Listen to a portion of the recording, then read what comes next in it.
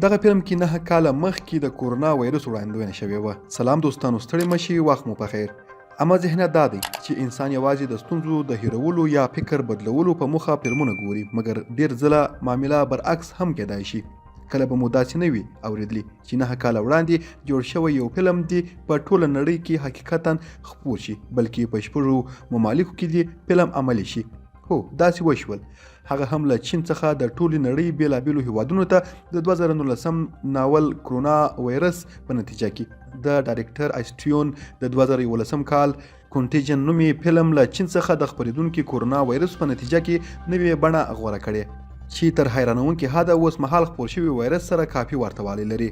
د دې فلم پیل د داسې یوې مېرمنې په لیدو کېږي چې له هانګ کانګ څخه مینیسوټا ته د یوې عجیبې ناروغۍ سره ستنېږي.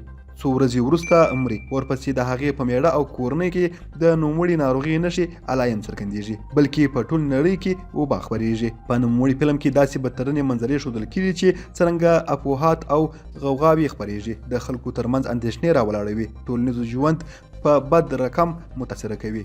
د کرتین سربیره چورتالان خالي هوایي ډګرونه د انسانانو یوه او بله خوا پراته د هډوکو اسکلیټونه وغیره لیدل کېږي. په نوموړي فلم کې له متاثرینو سره د واکسین لپاره تر ممکن حده هڅو قرارداد ښکاره کولو ترڅنګ یوه پټه ماما هم نغښتې ده چې څرنګه پالیسي جوړونکي غلطي فیصلې کوي یا هم په پوره غور او فکر ترسره شوي اقدامات تر کومه حده د هلاکت سبب کېدای شي.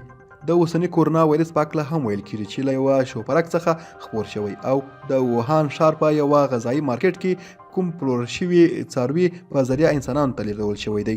په دې اړه یوازې کیسې او افسانې مشهورې نه دي، بلکې تیر کال نیشنل جغرافیک ټلویزیون چینل د هاټ زون په نوم پر حقایقو ولاړ لړۍ هم خپره کړې وه چې پکې د 1990 کال ایبولا وایرس د راښکاره کېدو او د امریکایي پوځي ساینسپوهانو له لوري پر بیزوګانو د هغو د ممکنه اثراتو تجربه کول ښودل شوي وو. دوستانو، مننه چې تر اخره راسره وئ. که غواړئ له همداسې نورو تازه خبرونو خبر شئ، زموږ چینل درسره سبسکرایب کړئ او ویډیو درسره لایک او شیر کړئ.